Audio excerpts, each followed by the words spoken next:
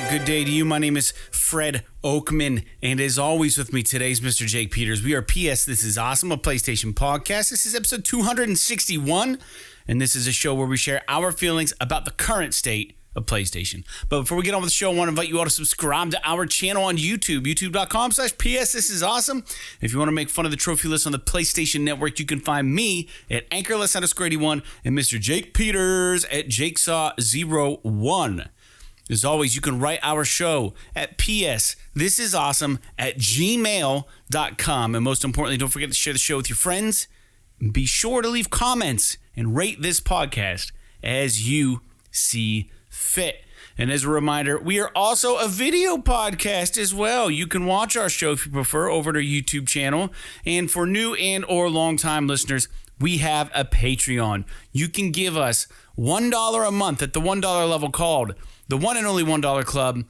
Head over to patreon.com/PSThisIsAwesome, and you can become a $1 a month patron, get a free die-cut vinyl sticker in the mail, and we'll give you a shout on the show for $1 a month, and it helps us keep these awesome wheels spinning. So please, please, please consider doing that.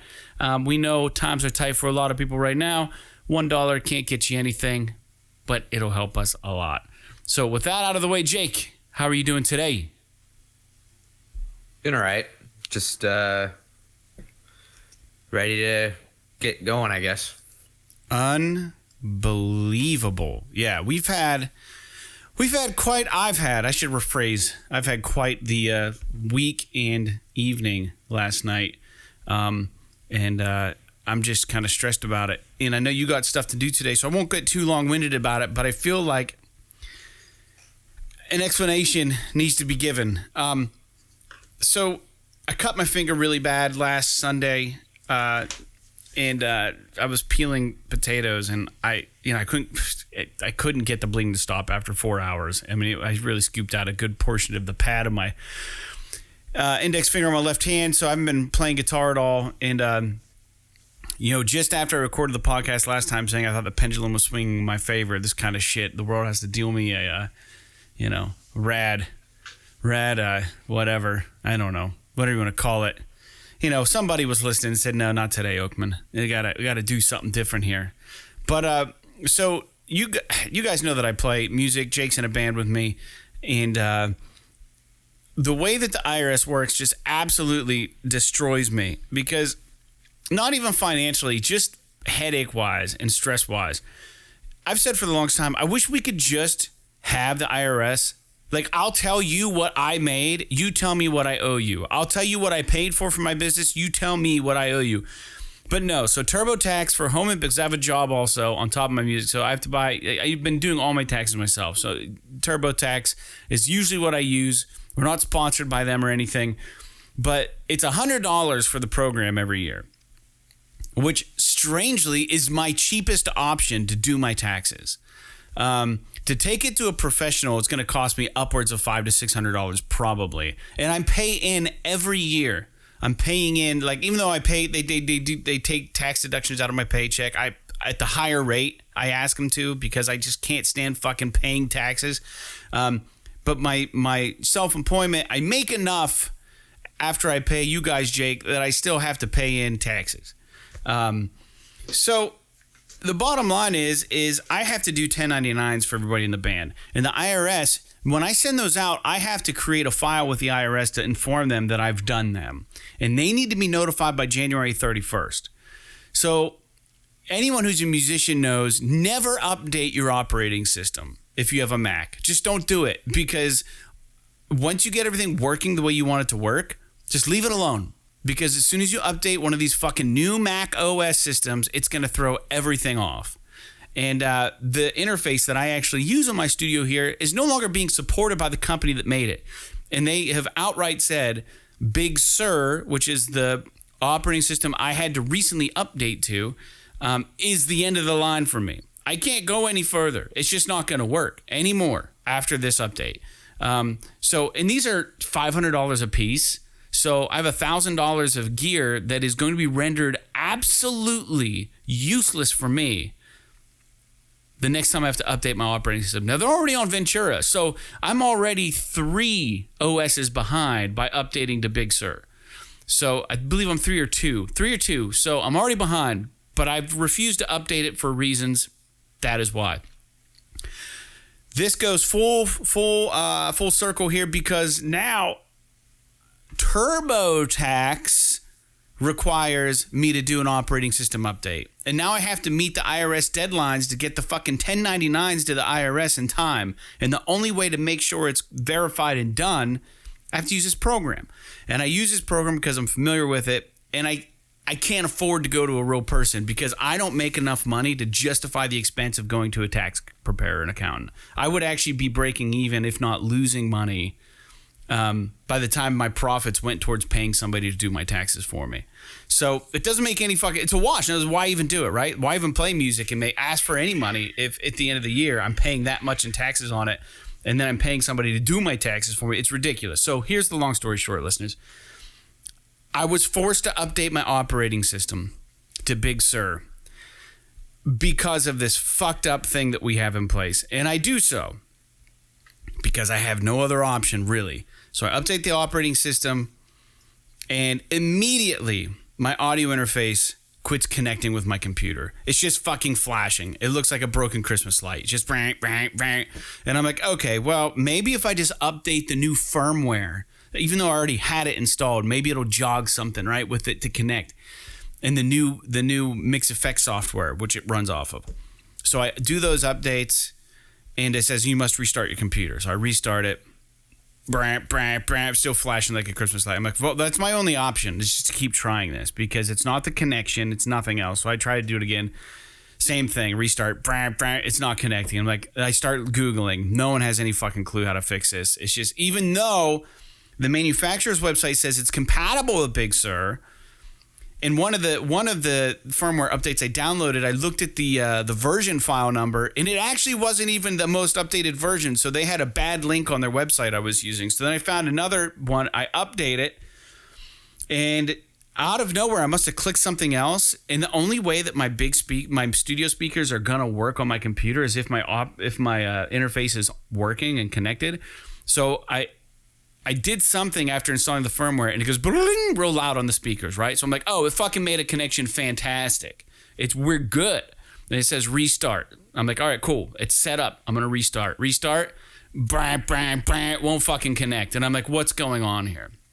So with the latest operating systems with Mac, they have a security privacy feature that doesn't allow third-party developers to make changes to your computer without your permission.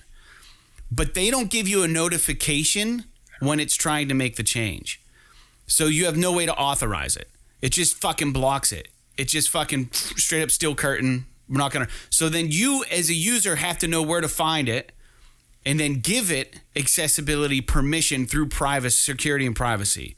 So my ZoomTac 8 interface doesn't have a file type that permits me to grant it permission on the user permissions or whatever. It just doesn't have it. So I can't select it and say allow this to run because it's grayed out. It doesn't let me do it. It's just fucking stonewalling, blocking it from interfacing with my computer. So then I did some research, and there's a text prompt terminal command that I need to type every time I restart my computer that pushes that shit through so it can work. And we just had the exact same thing happen with Soundflower. It wasn't loading the driver. It just refused to do it. So I had to find the text prompt to type that into terminal to get it to queue it in to let it load so that I can use it on the computer, which is so fucking ridiculous. So Mac has this thing called Automator, and you can actually program applications to run when your computer boots up. And I'm like, perfect. I'll just use Automator to run that key command in terminal when I boot up my Mac, so I don't have to fucking remember it. I don't have to do anything. It's just on load, on start, run this fucking app, and it opens terminal, does its fucking thing, and we're good. No, doesn't work that way because it requires an admin password, and there's no workaround. So now, as far as I can get, when I restart my computer now, terminal window opens up, it types the key command, and then I have to manually enter a password in order to get my sound system to fucking work now. So ridiculous. And I'm going to have to do the same thing for Soundflower. Because Soundflower, you have to push this fucking driver through. But as long as I keep my computer on and never do a restart, we should be fine. I won't have to remember. But it's going to restart once or twice. Power's going to go out, and I'm going to forget the fucking command, and then I'm going to be in this fucking shit show again because I had to do my fucking taxes. Unbelievable. I'm so fucking rattled. And Jake, I apologize I couldn't do the podcast last night. I tried. I couldn't get this fucking thing to work, and it was driving me nuts because everything that Zoom posted on their website said that it was compatible. And yeah, they're not wrong. It's compatible, but you got to know this fucking cheat code to like get it to work. So, and they don't give you that. And maybe there is a way to find the thing that give it permissions. I don't know. I can't seem to do it. I can't find it. So I don't know. I'm done venting. It's been incredibly stressful. I printed. And a boot. So you'll like this. So I go to my parents' house because we just talked about how I have to print at my parents' house. To print your guys' 1099s wouldn't connect. I get over there at 9 o'clock. Fucking the printer would not connect. So I couldn't print off the 1099s. I'm sitting there for like 30 minutes. I'm like, why isn't this connecting? My mom's like, it's working for me. And I'm like, unbelievable. So anyways, they're in the mail. It's printed. Everything's good. And here we are doing the podcast. So unbelievable. I haven't even had a drink today. You could just literally... I know that you don't want to pay somebody to do your taxes, but you could literally go to fucking Walmart one time, no, I'm not saying have them do your taxes. Okay. Go there, buy a fucking cheap, shitty a printer. Windows laptop for $300 or $200 because they have them. They're fucking so cheap. You would never have these problems because it would be Windows, not MACOS. Just run it on Windows. Dude, I don't disagree with you. You could write it off and everything. Just say, this is my work computer. I use it for band only. It's to do taxes. That's it. Yeah. And then you wouldn't have to worry. You could keep because that's the problem is that I'm pretty sure that most people that have recording computers, that's all it's used for. That's all it should be used for. That's all it's used for because like you said, you can't fuck with it. You can't fuck with it. Otherwise, you're gonna basically ruin all of the stuff that you have set up. All the plugins you've purchased, all the effects that you've bought from other parties. Yeah, right. I don't even know if it's so I still have 3 songs to record vocals for. So last night, you can imagine, it was a roller coaster of emotions. I wanted to punch a hole in the wall. I was really upset. I'm not an angry person, but like I was just that irritated. And then when it finally made that noise for the speakers, I was like, oh my God, we're fucking working. We got it. And then I did the restart. It's just like, just flashing. I'm like, you motherfucker. Like, what is going on? And it took me I was up till 1 a.m. just trying to troubleshoot this fucking thing. And I'm glad I found a workaround. Like, I feel lucky because most people can't get shit to work once it stops like this. And they're just forced to buy a new interface. Like, I'm like, oh, either I'm $1,000 in the hole for buying a new interface. And if I'm going to do that, I'm just upgrading to Ventura. I'm just going to update to the latest OS and just fucking be done with it and then buy something that's compatible with that. Or, and my concern was if I can't get this interface working, because I use Soundflower to pull in your audio when we do the podcast, I'm like, the podcast is fucked. My records are fucked. My studio's fucked just because of this. Unbelievable. So annoyed. I can't even begin to express how annoyed I was. I'm still annoyed, but I'm happy that it's resolved. So let's talk. Can we talk about PlayStation or something? Are you doing all right? You said you just kind of want to get on with it. I'm sorry to vent, listeners. Yeah. I just cannot. I'm very fresh off this whole thing, and it's hopefully you can laugh at me. I understand it's ridiculous, and it is probably funny to listen to, but it's fixed, so the podcast will continue.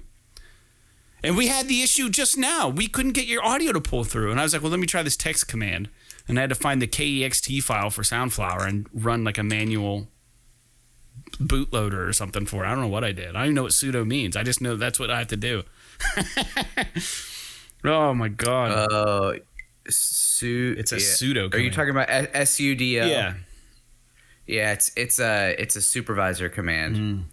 So that's why you do that so that it will let you install it, because if you won't, it won't let you do it because it's you have to put supervisor privileges in or whatever. Yeah, so that's why it asked for the password. Yeah. Unreal.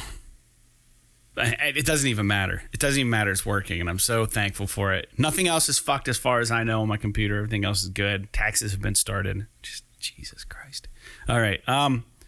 Jake, video games. I told the listeners I really jacked up my finger. You can't really see it on here. I have the Band-Aid and the wrapping and the gauze finally out of the wound. But it's a must stay clean situation. And I could probably play with my middle finger, but I've not played a game all week. When I had the wrapping on it, it was like I had a splint on my finger pretty much because it was the most I've ever bled out of. Short of getting bit in the face by my dog that one time. I had like 7 stitches and he bit through my lip. So this was like really bad. So I haven't been playing anything. I see you've been playing Mass Effect 3. Tell me about it.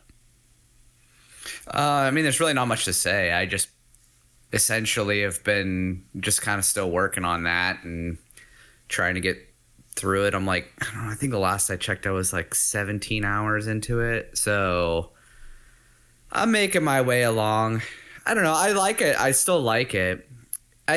I'm undecided as to whether or not right now I like it as much as Mass Effect 2, but it's still really good. Yeah. So I think last episode I'm just trying to get through it. Your needle was better, but now maybe you're pulling that back a little bit.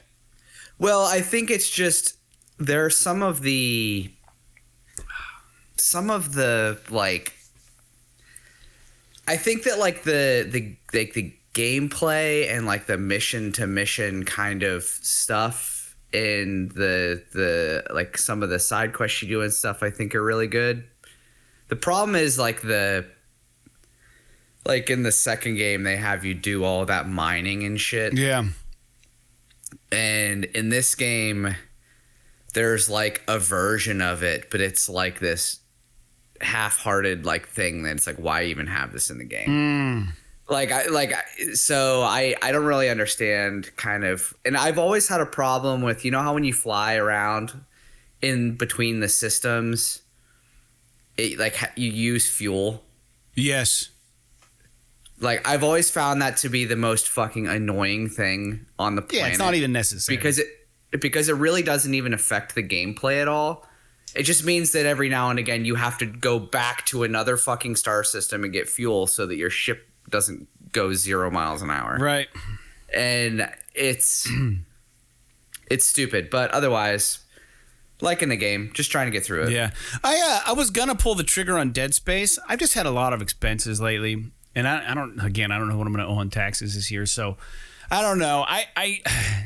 It looks really nice, but a lot of the reviews that I've seen say that they haven't really done a whole lot to the game itself as far as making it feel like, don't change the story, don't change this. They gave the guy a voice, I guess, or something. But like, I guess like things that I have read, people are like, this very much still controls like a PS3 game. And I'm like, that was a turnoff for me. Like I wanted to feel next gen, but I want it to be Dead Space. If it's a remake, I don't know what they mean by that though, because the first game played like a fucking modern video game. It's not like it has tank controls or something like that. They're making it seem like it does. Like I don't know what review I read, but they were like, yeah, this is good, but it's very much, it's just like a glossy visual update. Like they didn't really fix the controls, and I'm like, were there control issues with Dead Space or no? I don't remember there being really control issues. I think maybe what it could be is that I don't know who the reviewer is. I don't remember. It could be that wrote it down. It could be that it's not it's too heavy. It feels too heavy for them. Yeah. Because that's kind of like the thing, and Callisto Protocol is the same way. It controls very heavy, and it's because it kind of adds to the suspense of the game. Like you're not just fucking running around jumping and shooting at shit like you're in Destiny or whatever. Right. It's like, you're on this freaking spaceship clumping around in this miner suit trying to not get murdered by these fucking things. And I don't know. I guess I'd have to play it to really see what they're talking about. They could have a point. I don't know. But Everything that I've seen has been pretty positive on it, but I haven't really watched much, so I'm not really sure. But honestly, the game doesn't need anything other than just a visual kind of remake. Yeah. The game was still like really good even up until they did the remake. So I really want to play it. I don't know, man. I'm a little torn on it. I mean, I have to play Mass Effect 3. So maybe I'll just do Mass Effect 3 first, and then if they don't have a discount on Dead Space by the time I'm done Mass Effect 3, I don't know, I'm gonna be fucking all VR, dude. I don't know. Yeah, I don't know. We'll see. I told everybody that I was definitely gonna pick that up, but I get cold feet in situations like this where like it's not glowingly received. Like, oh man, you know if you've never played it, you gotta play this. Like, it was just like, yeah, it's Dead Space, but it doesn't really feel like it's really been updated at all. Except, it's got a fucking 90 on Metacritic, so it's not like the remake. Yeah. Well, maybe I will.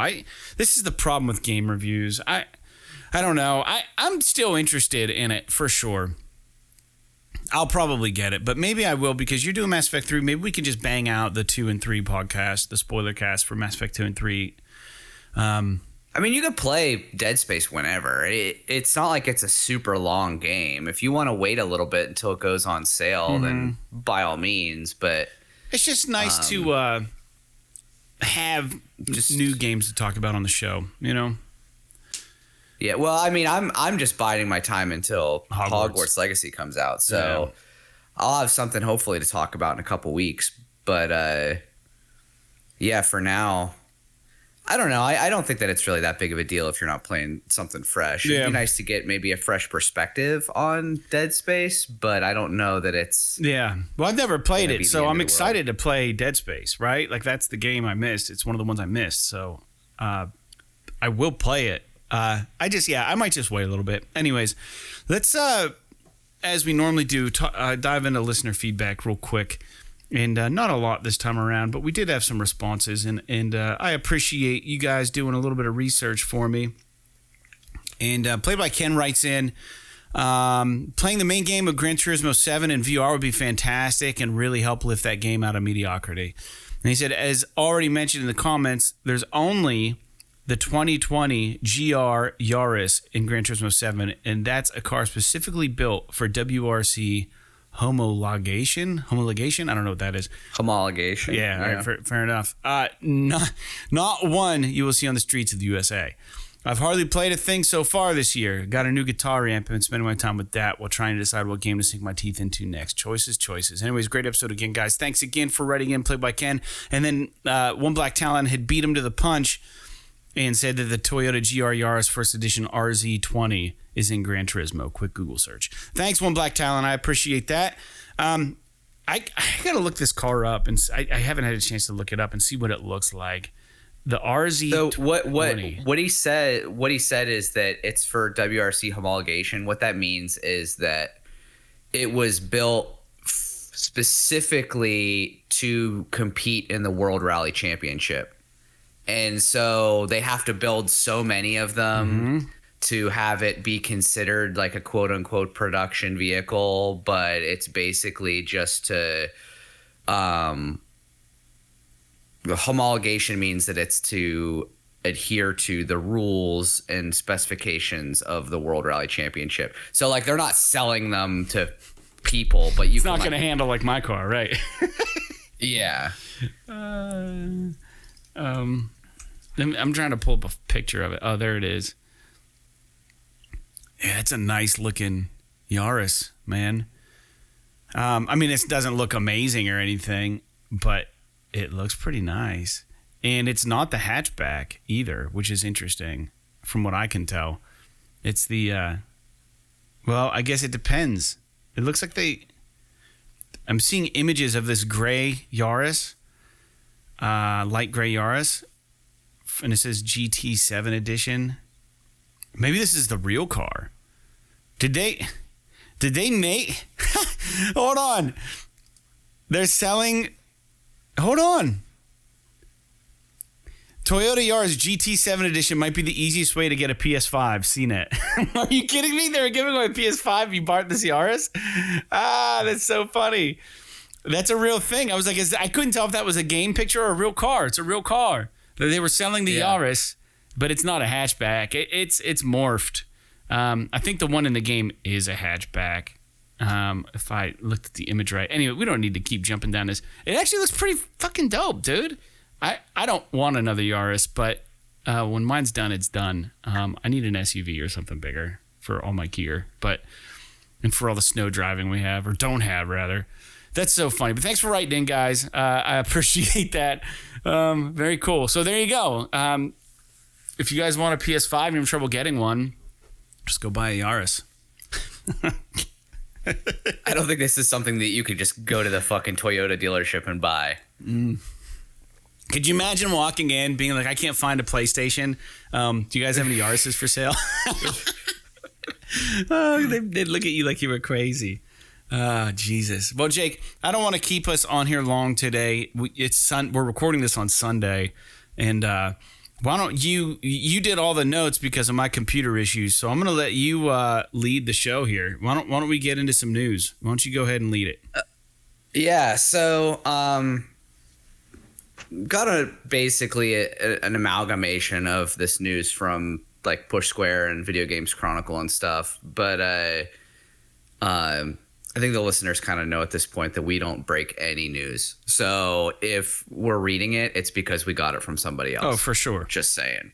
But some interesting notes about The Last of Us. Since the TV show, and this was a thing with The Witcher and with Cyberpunk as well, since the release of the TV show, Last of Us Part 1 and Last of Us Remastered sales have increased 305% and 337% respectively week over week in the UK. Oh, that's crazy. So I don't know. I haven't seen any numbers for the US. This is for the UK, but I mean, that's a lot. Now I'm sure that like those games were probably not selling like millions of copies because I don't want to say they're old hat at this point, but they've been around for a bit.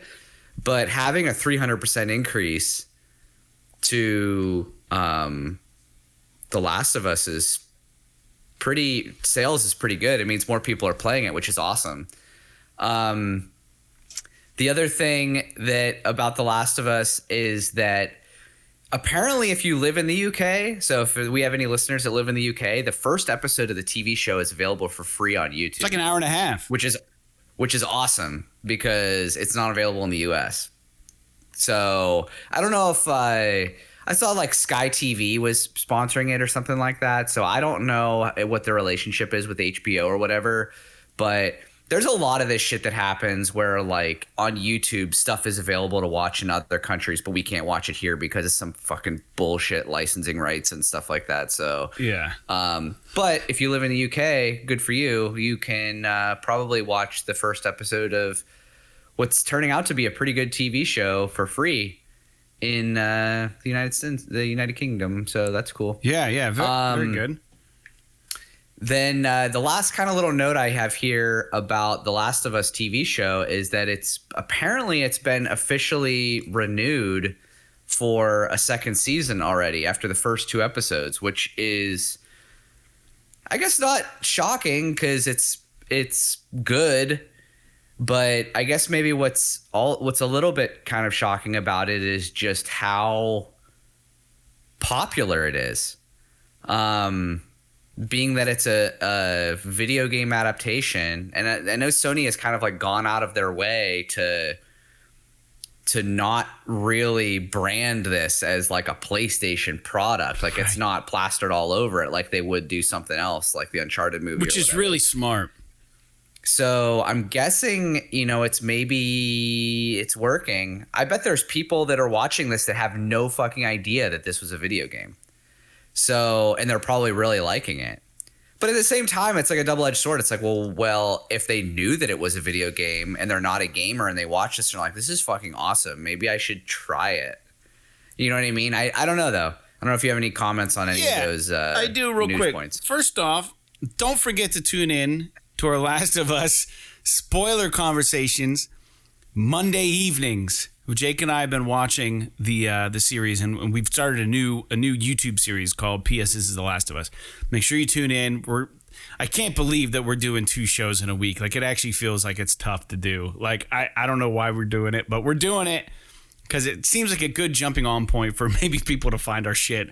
And if I want people to watch this and pay attention to what we're talking about and appreciate what we do. We put a lot of hard work into our stuff. So yeah, so tune into that. But yeah, I think that the jump in sales is just wild. Like I said last episode, I couldn't believe they were re-releasing The Witcher with the PS5 disc, and it doesn't surprise me. But those are big jumps. I mean, if you're just looking at it from a ratio, right? 300% is a lot. No matter what they were getting before, I mean, the ratio is still the same. So they're getting 300% more sales. Yeah. So that's a big bump. And opposite of a cautionary tale, like some situations, like if something dives or something sucks, it could maybe potentially harm the sale of the game, or you know what I mean? I don't know, maybe, but this is the complete opposite. So there's that. And then as far as it being renewed for another season, and about you saying that people don't realize it's a game, I think it's great that it's renewed for another season. I'm actually pretty surprised. It's a nice vote of confidence from HBO. But it makes me wonder, are we going to have a situation where any of these actors or actresses are like not returning for the next season? Because this is happening with The Witcher. After season 3, Henry Cavill's like, nope, I'm out. And he's like the main dude. Is it possible that Pedro Pascal is like, I'm not going to be Joel for season 2, or I'm not going to be, and I guess the director, I can't remember his name. Mark Mazin is his last. Chris Mazin, something Mazin. The director of the show has said that they're going to probably split up The Last of Us Part 2 into 2 seasons, which makes sense. I just don't know how they're going to tackle it. Are they literally going to give us, minor spoiler, one whole season where you're one person and one whole season where you're the other person? No, they don't have to do that in a TV show. They can bounce around. So I'm assuming that they're going to probably do it in the order of like the way that the game did it, but they're just going to make everything longer. Maybe now, you may have cliffhanger. episodes that follow solely one person, but I have a hard time believing that they're going to do it split them completely different seasons, because they kind of take place simultaneously. So you can't like have one season and then the next season. It's going to be a challenge. Happen at the same time. So I don't know, but I'm sure that it'll probably be good. Yeah, it's going to be a challenge because you're trying to tell 2 stories on the same timeline that are occurring at the same time between 2 characters. So to do that and to let the viewer realize that it's occurring at the same time might be kind of tricky. So there might run into some timeline or some confusion issues with the way they shoot this. So I'm excited for it. I'm happy about it. And that's all I really have to say about it, Jake. I think it's a great show. And if you haven't started watching it yet, listeners, I really, if you have an HBO subscription, I would get right on that train if you haven't. And it's weird because I was watching the news the other day, and then one of the news anchors was like, have you seen that new show, The Last of Us? And they started laughing and go, oh, wow, that's a nail biter. And I was like, this is so weird to have something that is so close to us be like on like a major news outlet channel on cable television. It's just so bizarre. My suggestion is, if you don't want to pay for the service, because it is like $15 a month. It's not like it's cheap. And you can avoid spoilers. Jake will just give you his password. Well, no, I was gonna say, although you probably, if you've played the game, you know what's gonna fucking happen. Yeah, right. Then just wait till it's all done. Get the free 7-day trial. Watch the whole thing in 7 days, and then cancel it. That's smart. Yeah, you could do that. So you have to wait a couple months, and you'll be behind. But yeah, I mean that's the best way to do it if you really don't want to pay for HBO Max. And We signed up for it just because I have some interest in some of the other shows on there, like Barry and. Oh, Barry's fantastic! You got to watch it. Have you started Barry yet? We haven't. Oh my dear God! So I've heard it's pretty funny. So we kind of we're watching a couple other things right now, but we can't like bounce back and forth between TV shows. Like if we put something on, we watch it until we're done with it, and then we watch something else. God, you gotta watch Barry. But yeah, so that's cool. Last of Us TV show doing well. Glad to see that. We'll just have to see how. I can't wait. The next episode comes out tonight when we're recording this, so we'll have another episode hopefully of the podcast recorded tomorrow. Drink some caffeine. It's supposed to be another longer one, hour and 30 minutes or hour and 20 minutes or something. Oh, really? Yeah, that's what I've heard. That's fine. I have hockey beforehand, so I'm not gonna be able to fucking sleep anyway. I might as well stay up and watch a TV show. Man. Yeah, so looking forward to that. It seems like this is gonna be a banger of an episode. It's supposed to introduce Bill and Frank, so that'll be kind of cool. Anyway, moving on. There was this tweet, I don't know if you saw this, from CD Projekt Red about the next gen update for The Witcher. Apparently it is getting a patch soon, but they did have a image in there that was talking about, I guess, the different versions of the different versions of the next gen update game, like the new box release or whatever. Okay. And so the tweet says, this is from @WitcherGame. If you're thinking about getting a box edition of The Witcher 3 Wild Hunt Complete Edition for PS5 or Xbox Series X, here's a handy list where you can check out the blah blah blah what it's all about. It's basically a grid, and it's showing all of the new features and what is available on all of the consoles.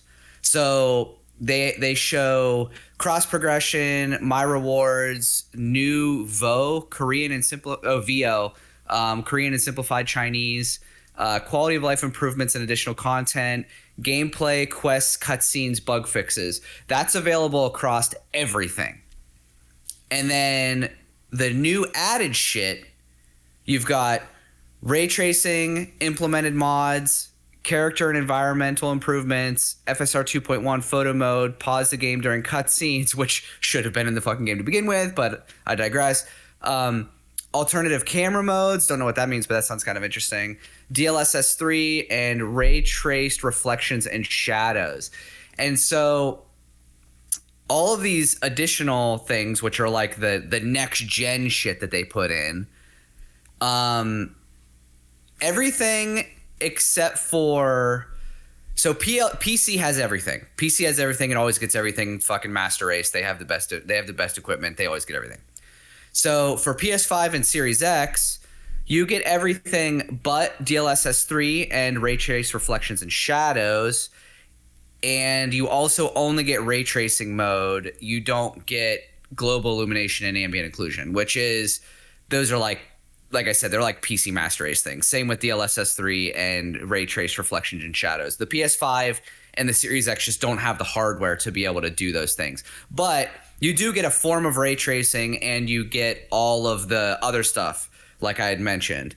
And then Series S, which is the little guy, the new little guy for Xbox, which is what I have, it has all of the stuff that the other consoles have, but it does not have ray tracing. So it still has the implemented mods, the character environment improvements, FSR 2.1 photo mode, pause the game during cutscenes. I gotta get back into this. Camera modes. So it seems like they did a lot to it. I mean, I haven't tried it. I haven't played it, so I have no fucking idea what's in. And I guess the thing that they didn't, I assume, because the image says The Witcher Wild Hunt free next gen update. I assume that this is for all people who have The Witcher 3 who have updated, not just if you buy The Witcher 3 Wild Hunt complete it's edition a free box next gen set or whatever. update, right? Yeah. So I would be curious to try this out. Or is this current? I think it's already out. I don't know that it's not very clear. So I guess I should be. I don't know how to be clear on this, but the tweet says what I was talking about the complete edition. And then there's a separate statement in the tweet that says, P.S. keep your eyes peeled for a new patch coming very soon. So my assumption is that this image with all these features is already included in the next gen update. And they're just announcing in addition. That's how I read it. That there is a new patch coming. So I would say that you should be able to capitalize on all these things now. I think that the next gen update is out. I made a complete mistake starting a New Game Plus. I wanted to do it just because I wanted to have all the shit and keep my character, but I really think the joy of the game is getting all the different fucking armor sets and stuff. New Game Plus is a little confusing. It reads weird. It's like, oh, you're really, really leveled up. And I was like, oh, I'll just be able to steamroll people. No, because all the enemies are leveled up also. So then when you have all of the armor and it gives you the option to go get the armor again, because like I was picking up like commoners' boots that were better than my dragon boots. And I was like, I don't understand this. Like, it's confusing. Like, why would this shit be better than what I already have? Like, this is the best shit. But, like, it downgrades all of your armor for the New Game Plus. So you have to go on these fetch quests again. You might as well just start a brand new game. So you were right when you mentioned that. You were like, dude, I would just start from the beginning. So I'm probably going to start a brand new game, I think, of The Witcher. My two favorite interpretations of New Game Plus are, one, where you just have all your shit and you start from the beginning and the game just lets you fucking steamroll it. Yes, that's what I want. Because like a lot of times that's what I want. Like when I'm playing New Game Plus, I just want to go through the story again. I want to find side content, but I don't want to struggle. I already got all the shit. You've already struggled. I just want to steamroll.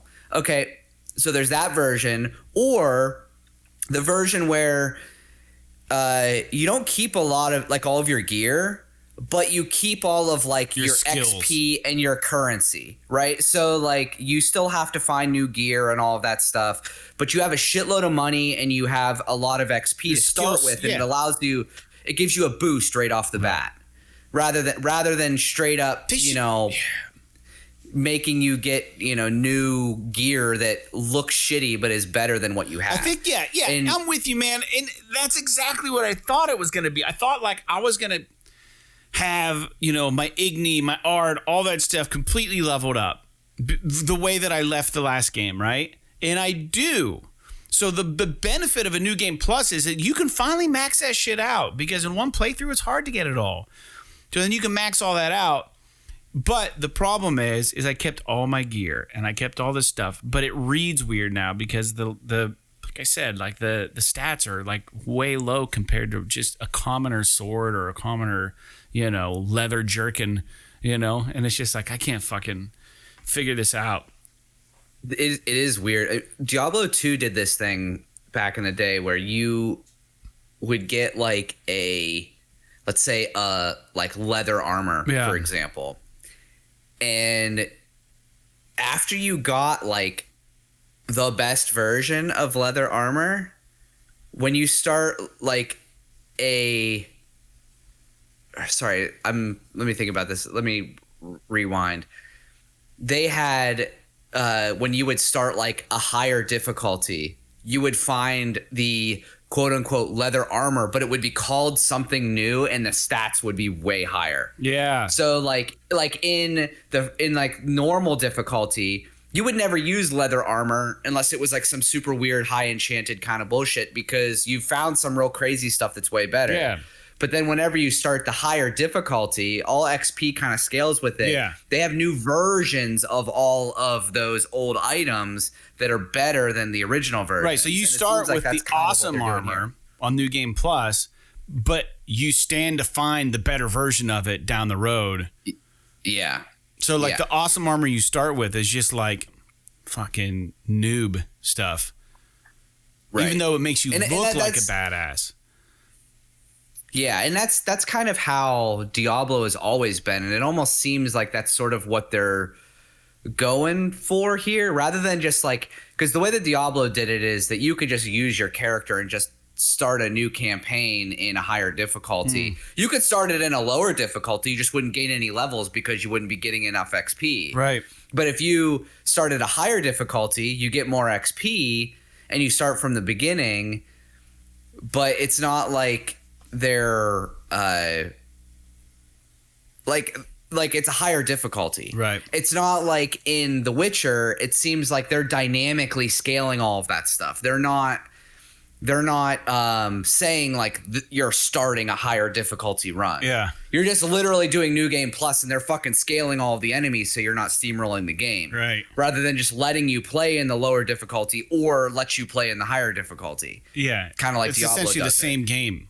You're just playing it again. Right. So it's interesting. I don't know. That's why I said I don't know. Like for something like The Witcher, I probably wouldn't do New Game Plus just because it doesn't seem worth it. And honestly, for me, and I have the same thing with people think I'm crazy because I like to play Diablo this way, but my favorite part of it is leveling the characters up and getting them all the way up to getting all the skills and all the gear and all of that stuff. The end game shit is like less fun for me. Yeah. You know, grinding until you get that slightly better piece of gear or whatever. Like, I don't know. Like, that is something that a lot of people, that's what most people like. But for me, I'd rather start from scratch and like, because finding the gear and all that stuff to me is part of the journey. So if you're going to play it again, you should just play it again. Well, definitely in The Witcher 2. You know, the Witcher 3 as well, because a lot of those, like the wolf school armor or the snake whatever school armor, each piece of that armor is its own mini quest, right? You got to go find it somehow in like a catacomb that was buried, or like you find like a dead witcher that's wearing it somewhere. You track them and like you find all this cool shit. Maybe it's buried in the water somewhere, and you got to put together the treasure map, and like it's kind of cool. I can't remember. I either did the cat school or the bear school. I can't remember which one I did. I think I wanted to do the cat school because it looks fucking cool. yeah. But like I think I ended up doing the bear school because it's just fucking tanky as shit. You take a beating, and that game combat's tough, so it makes sense, dude. Well, here's the deal. Speaking of New Game Plus, Jake, tell us about Dead Space. Okay, so the next news point I have here is that, and I just put this on here because I think that it should be applauded when a developer does this. Dead Space Remake has New Game Plus and an alternate ending at launch. So unlike all these other fucking games where you got to wait 6 months or a year for them to release New Game Plus mode, which to me seems like something that should be boxed in with the game. They have this available at launch, which is awesome because there is like a progression system to Dead Space. You do upgrade your weapons and your suit and all that stuff. It's not like real deep like an RPG, but you know, like you want your weapon to be upgraded. It makes the game easier. It makes it easier to fight the enemies and stuff. The dismemberment in the game is easier when like your little like beam is wider, so it's easier to hit the limbs and stuff like that. So New Game Plus could be pretty interesting, and because there's no like XP and stuff, I feel like this New Game Plus is probably literally just you start the game with your upgrades. Like the enemies probably aren't any harder or anything like that, and that's the type of shit that I want. Do you only get the alternate ending if you beat New Game Plus? I don't know how the alternate ending works. I didn't really look into that. It might have to do with how you play the game, but I'm not sure. Okay. We can look into that, but it's just interesting that it's available. Yeah, I love it. The next news point here is kind of interesting. I don't know if you saw this, but there was footage of a Horizon multiplayer game leaked, and supposedly it's like some old footage. And the game may or may not actually be currently in development, but there have been a lot of rumors. They may have even confirmed that they were working on a multiplayer version of Horizon or a co-op version. But they show this multiplayer thing, and it's just a character with all these dev tools. So he's like teleporting around the world and stuff. And it's just a character running around basically the Horizon world, but everything is, all the characters are like cartoony looking, and it's not like ultra realistic like Horizon Forbidden West or Horizon Zero Dawn is. So I don't know if this is actually in development, but it wouldn't surprise me if the multiplayer version of this game has some sort of graphical detune, because the graphics in Forbidden West are fucking awesome. And I have to imagine that it might be difficult to have some kind of a shared space or shared world kind of game that had that kind of graphical fidelity and keep latency down between players.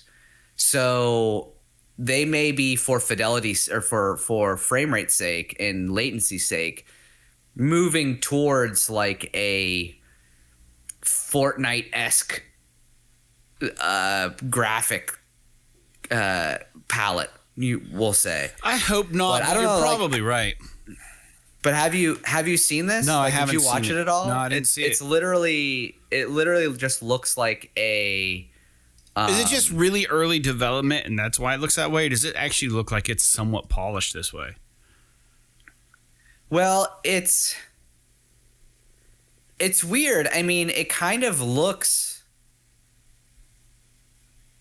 like, I'm watching it right now, and it looks relatively polished. I mean, it shows a character running around a world, and the world looks like it's well built. I mean, there's some weird shit going on, like boxes not sitting on the ground and stuff, because obviously it's a development build, but it looks like it could be a completed game. How are you watching it? Where are you finding this at? Here, I'll just let me I kind of want to see what you're talking about. Let me drop it in the chat on Discord, and you can click on it and you can see the video. But you can see, like, if you look at the because it's kind of low res, the world doesn't look too bad, because you can't really tell if it's got that like cell shaded sort of nature to it. But if you see, like, when they do the close-ups of the characters and stuff, you can see that they're like that very smooth, like I don't know, cartoon style. Like, there's no nuance to the textures on them and stuff. Like, it's very, everything's very, like, it almost looks like it's made out of clay or something. It's really interesting. Mm-hmm. But if you look at like if you scroll around a little bit, you'll see like there's the robot dinosaurs running around the world. It looks like Horizon. I mean, I don't have any idea who made this, where this came from, but like the people that are running around are obviously not Aloy. They're just like some rando fucking characters. It looks like some create a character thing. So it's kind of interesting. Yeah, you'll see like the characters running up to some of the dinosaurs, and then they'll bring up a dev menu that just says kill all enemies, and then they'll all just like explode, and like items will pop out of them. And they'll go pick them up. There's no combat in this footage. It's just a character running around, and then the enemies attacking you. Right. And you'll see like some models they'll come across don't have textures on them for buildings and stuff. So it's very clearly like a development kind of build. But it's interesting nonetheless. I don't know if you have any thoughts about it or not. The environment doesn't look very Fortnite-y to me. That's what I was saying. Like, it could possibly just be because of the resolution of the video. Like, it's kind of hard to tell how smooth the textures and the lighting and everything are. Yeah. But and it could also be that because it being an online game, everyone can't be Aloy, so they're probably just. Well, no. They may not have just come up with the character designs yet, which is why the character. Yeah, looks no, so goofy. it's it very well could be that these are just placeholders. It is, but I would assume that if it's like some sort of open world, shared world thing, that you would be able to create your own character and run around. I mean, that kind of seems obvious to me. Created characters, I think historically usually don't look very great. Oh, that guy looks kind of wild. Yeah, I do see what you're saying. I was trying to edit the OBS while I was watching this at the same time, because when I stretched open the Discord chat, it kind of screwed up the display in OBS, so I had to fix it. But yeah, I see the big goon looking kind of guy, the big character running around. I would think there'd be probably a little more. I don't know, man. It is hard to say. But I don't know. I don't think it doesn't look bad to me. If this is it doesn't. It does not look. To be clear, it does not look. There's like not some guy fucking dabbing on the corpse of a robot or something like that. Like it doesn't look people culturally like. It doesn't look culturally like Fortnite, but I hate to use that as a pejorative, but it's just kind of like the general kind of way that we talk about games that have this sort of cartoony style to the way that they look. Yeah, dude. And I don't know. I think it looks okay, though. I mean, we'll just have to see if they ever actually announce a multiplayer game. Because I do have another news point here about a UK-based studio called Studio GOBO has announced that it is partnering with Guerrilla Games to work on Horizon. And this studio so a lot of people may or may not be aware that the big developers whose name is splashed on the front of video games whenever you start, they're not the only people that work on those games. Typically a lot of times, a little bit of that work is farmed out to other studios and stuff. Studio GOBO is one of these types of studios that work as a co-developer for a lot of these games, and they've worked on stuff like the new Xbox exclusive Redfall. They've also worked on Hogwarts Legacy, and they've worked on a bunch of other stuff. But apparently they've announced that they're co-developing, or they're partnering with Guerrilla to help work on Horizon. And there is almost 100% certainly going to be a third game. There has to be, based on the way that the second game ends. Now, they have also announced the possible multiplayer entry, so this studio could be working on either one. It's possible. It's possible that maybe this leaked footage is even from them. I have no idea. So we'll have to kind of wait and see what their contribution really is going to be. But it seems like Sony is gearing up in some capacity to work on more Horizon. And whether or not, I have to imagine Guerrilla proper is working on Horizon 3, whatever the fuck that is. Yeah. But it would totally make sense for a third-party studio or something like this who's working in a second party capacity to help with a spin-off entry like this multiplayer game. So I don't know. We'll have to wait and see. I don't know if you have any input on that. I do. I mean, it seems like just about the time that I'm like, I'm done with Horizon. I'm not interested. But then we start talking about Horizon. And this may not be exactly relative to the news story. But I'm thinking like, dude, like, if that DLC for Horizon came out like right now, I'd probably fucking give it a try. Like, I'm just thinking like, it was a really good game. Like, I don't know. That's the problem. Like, it just depends on my mood about Horizon. Like, sometimes I'm really hot on it, and other times I'm just like, we don't need another one. This is too much of this shit. But then just looking at that video. Well, especially you're in like a betweener space right now too, where you're not really sure what you want to play. So something like that sounds very, very intriguing. Yeah. But if you were like in the middle of a bunch of new games that you were playing, you probably wouldn't have as much interest in playing it. I'm not saying that that it's not going to be good. It's probably going to be great. But we've commented on this before on the show about how it's almost impossible for me. It's a little bit easier for Fred, I think, but it's almost impossible for me to go back to a game like a year later and try to like jump into some fucking DLC content.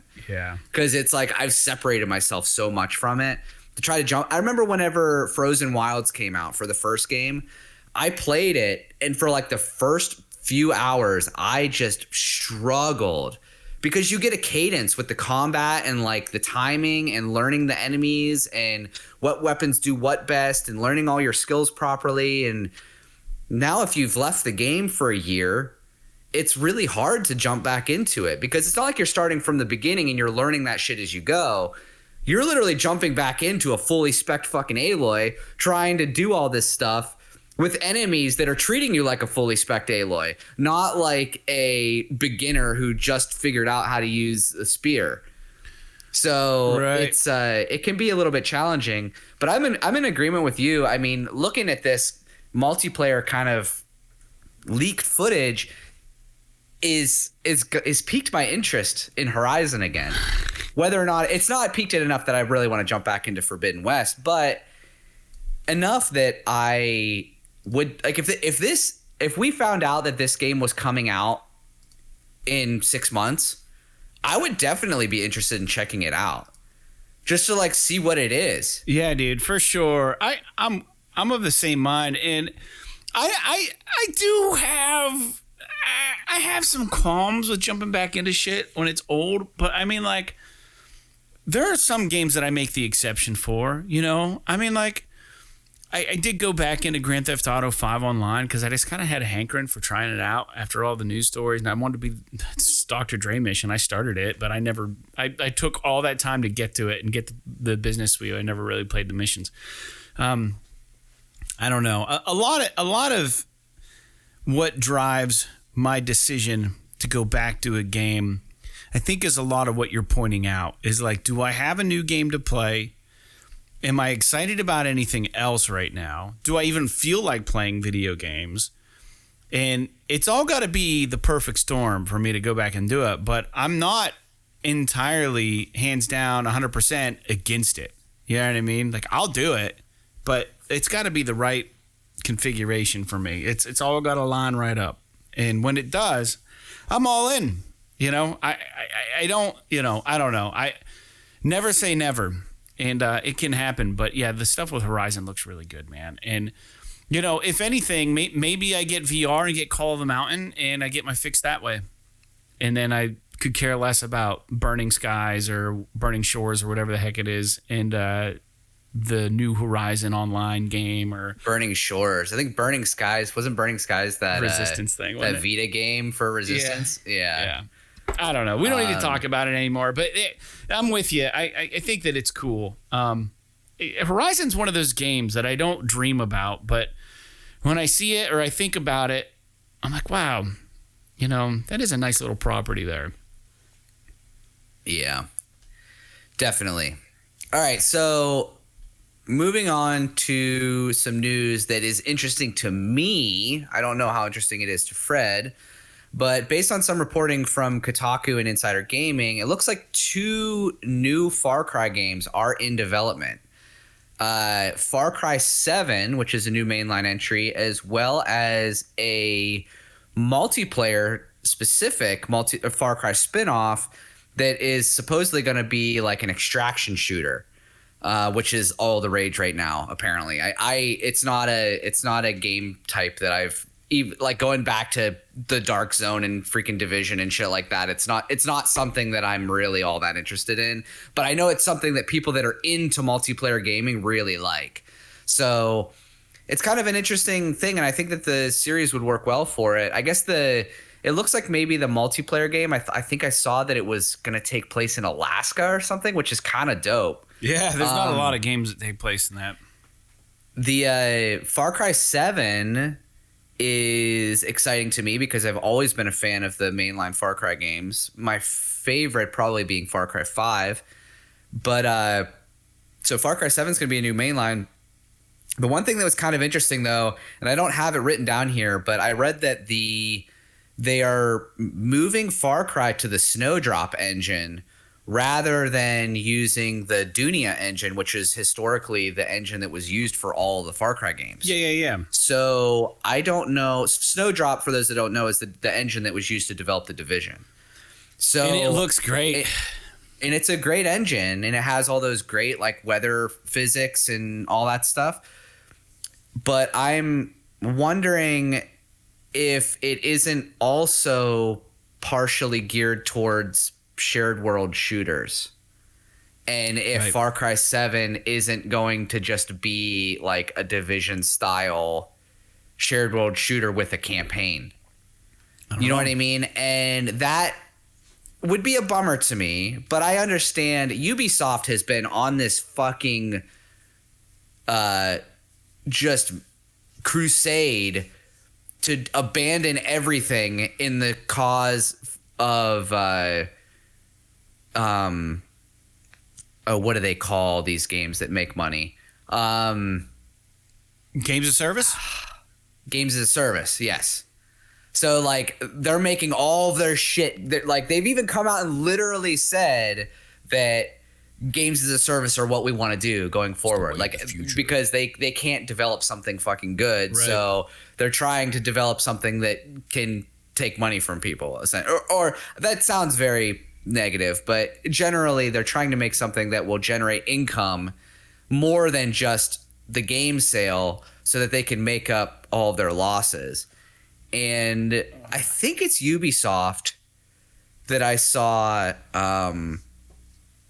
They've got like an insane number of employees, like way more than they should. Yeah, right. I think that like Activision Blizzard is by far the largest publisher in the world because they have Call of Duty basically.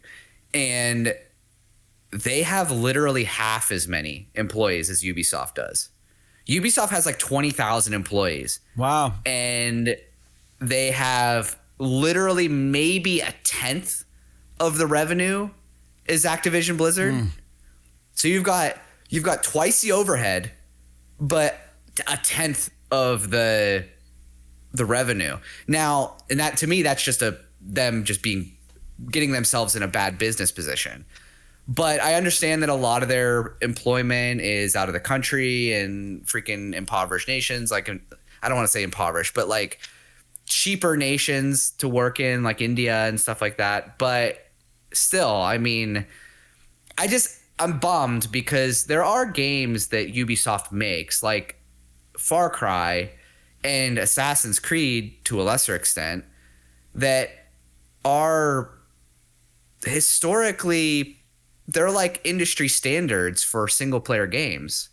So like people, like they have a specific style of single player game that they have a first person version and they have a fucking third person version. They have the Assassin's Creed and they have the fucking Far Cry. Right. And they do play differently, and like their you know, their character development and stuff is, as far as like the RPG elements are a little bit different. Far Cry's a little bit less. Assassin's Creed's a little bit more. But like, it sounds to me like they're just selling all that shit down the river for live service moving forward.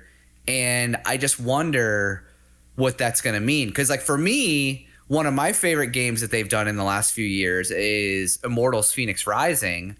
And that game was a single player game, but even it had like a little store you could go to, the fucking like black market or whatever, where you can get all this shit that you have to pay real money for, even though it was a single player game. And so I shudder to think what a new version, like what the next iteration of that game is going to be. What's it mean? Are they going to let it, like, are they going to let it be single player, or is it just going to be this freaking microtransaction riddled mess? Or am I going to have, you know, other characters jumping around freaking teabagging me and shit like that while I'm trying to enjoy the story, which is always like my concern about a lot of these kinds of games. Anyway, I can get off my diatribe. I don't know if you have anything to say about Ubisoft or Far Cry. dude, I've only played. I know that. Yeah, one Far Cry game. It's not a franchise. Which one did you play? I don't remember. 4 maybe. 3. Yeah, I don't. I'm kind of 3 was the one that like made it famous. Yeah. So like 1 was the first one, which was not open world at all, was like pretty linear. 2 was open world, and it was like the genesis of the new model, but it wasn't like super popular. And then 3 exploded. So whatever one I played, it wasn't an experience that like I was like, oh shit, this is amazing. It was fine. I don't remember it either fondly or negatively. I was very lukewarm on my experience with Far Cry. I do wonder if any of that has to do with your state of mind when you were playing it, because I do feel like there are elements of that game as like a shooter that you would enjoy, and there's a lot of just really random ass shit that happens, like in Grand Theft Auto, that is part of the reason why people like it.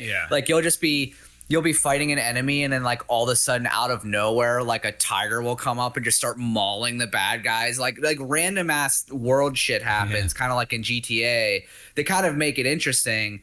Plus, usually the stories are pretty crazy, and I don't know. I mean, but yeah, we'll have to wait and see what's going on with Far Cry. I'm curious to see. I think they did say that both of these entries were aiming for a 2025 release. So we still got a couple years before, probably next year, or maybe even at the end of this year, we'll find out what these games are. But we probably won't see them for another 2 years. Well, what is it? We're 2023. So almost 3 years, because if they go for fall 2025, that's almost 3 full years. So it's going to be a while. Don't get your hopes up. They might have even canceled my Immortals sequel, so I'm not really holding out any hope for that. Nobody knows. Yeah. I don't know. Interesting. Anyway, so the next news point here is about we talked I think for a little bit previously about the DualSense Edge controller and our opinions about it, what we thought it was going to cost. Fred I think you were pretty accurate on what you thought it was going to cost. Nailed it. And it's Sony's new $200 Pro controller, which is meant to be like the cream of the crop as far as controllers go for PlayStation. Creme de la creme. Kind of like a copy of what Microsoft does with the Xbox Elite controller, where it's like customizable and it's a little bit more heavy in your hands and everything. Well, reportedly recently, people were saying that the battery life was less in the Edge controller than it was in the regular DualSense, which had a lot of people up in arms because the DualSense already has a short battery life. Like, it's really short. I don't know if you feel this way, but like I'm charging my controller every other day. Yeah. And I don't play much games. I'm the same. So we're talking about maybe 4 to 5 hours of battery life on the DualSense is probably what I'm guessing I'm getting out of it. Maybe 6. I don't know what your experience is with that. Well, yeah, it's the same, but at the same time, I know you're not really hot on the ergonomics of the DualSense, but I absolutely think it's Sony's best controller. And I will take a little bit of, I will accept the concessions of battery life for just how freaking fantastic the controller is. But would you accept even less battery life than it has now? Not if I paid $300 for a controller. If you pay $200 for a controller, and it has 3 to 4 hours of battery life. I would have went into it expecting it to be less battery because of all the bells and whistles. Sure. So as a consumer, you just got to do your homework and then figure out if you're willing to accept the concessions that Sony made. Like, why couldn't they have packed it with a little bit of a bigger battery? I mean, that alone would be a selling point. That might have been enough to tip the scales for someone who's not interested in it on its own. Well, it's funny you say that because reports online of some deconstructed Edge controllers are showing that the reason the battery life is less is because the battery is smaller. Right. Than the one in the regular DualSense controller. Right. So now I don't know. I didn't read too deeply into it, so I don't know if it's physically just smaller or if it actually has less capacity, because better battery technology can get the same capacity in a smaller physical size. Right. So look at AAA batteries. But I'm assuming because the generations of controllers are so close together that it's probably just smaller batteries, slightly less capacity. So yeah, that's kind of interesting, to be honest with you. I'm with you though. Like, I wish that they would give you a way to like Remember how you could like used to be able to slap battery packs on shit? You could like buy like the extra battery pack and like put it on your cell phone and you can play it and all that kind of stuff. You know, you could play it plugged in, and I know that there are people that will like they'll have one of those battery packs that you use to charge your phone on the road or something like that, and they'll plug that into their they'll plug that into their controller, and so that will be charging their controller while they're playing. Which is kind of an interesting idea. But you shouldn't have to have this fucking thing tethered to you. I agree. I've heard some really clever things about people who have a lot of couches you can buy now and chairs have USB ports in them to charge your phone. That's awesome. So like you can just plug it into your chair. You don't have to like run it over to the wall or up to your console or whatever, which is pretty interesting. There isn't really too much more to say about the DualSense Edge. Apparently it's getting really good reviews. People really like it. So and they are saying that it is the elite version of the controller. Yeah. Do you have a regular DualSense yet that has failed? No. Both of mine are fine. My original white DualSense, the left analog stick is jacked, and it's so hard to just throw it out, but it's useless. So do you tear it apart and see what the problem is? Like if it's just like a physical thing? Or do you just chuck it? Or is there any way to get money out of a broken DualSense that you know of? I mean, you might be able to sell it for almost nothing. You're probably better off just literally cracking into it with a screwdriver and see if you can figure out what the problem is, because otherwise you're probably just going to have to throw it away. Because it would cost you more money to get it fixed than it would to just buy a new one. Yeah. So probably has a better you battery. could find what's going on. Is it just like sticking or something? The analog stick registers on the PlayStation is always being pushed to the right. Yeah, so it could be if you pull it apart and pull the stick off and stuff, it could be that there's like some shit stuck in there, or maybe like something broke or whatever, and you might be able to like solder some little connection or something back up. Yeah. Or it would be, dude, honestly, if you're just gonna throw the bitch out, it would be worth just cracking it. At the very least, you could see what's inside of the thing. Yeah, that's true. You know what I mean? I mean, worst case scenario, you get a little bit of a show. Yeah, right. But maybe I don't know. that. I would probably see if I could figure if you're never going to use it again. No, dude, it's you might just as well sitting try on and figure out what's wrong with it. For half a year now, I can't do anything with it. And the problem is, I've mistakenly turned on my PlayStation with that, like because for whatever reason I grabbed the wrong one. It still has like a small charge on it, and I press the PS button, turns the PlayStation on, and then I have my PlayStation password protected. So I have to put in a code to turn on the PlayStation. I just do that on my account because I'm so terrified of eventually getting hacked or something. So I don't know. There's this thing that like in order to make purchases, I got to retype the password every time, and then in order to, so I have these security measures. So I have like this configure and then I'm in under my user account. I'm just weird like that. Every door in my house is locked all the time. But like, so when I turn on the PlayStation with the bad controller, instantly it's like, and like it puts in the wrong password for my PlayStation, and I'm like, oh fuck, and then like it goes, and like it'll lock me out if I use the wrong controller to turn on the PlayStation. So I have to hurry up and plug another one in and override it, and like it's a dangerous dance I play with that controller. You need to put like some fucking tape on it or something. I don't think that even works. I don't think holding the opposite direction overrides. I think it's just on. No. I mean, visually, so you know that it's the wrong controller. I thought you meant like tape the analog stick left. No. I'm with you. All right. What's the next news point?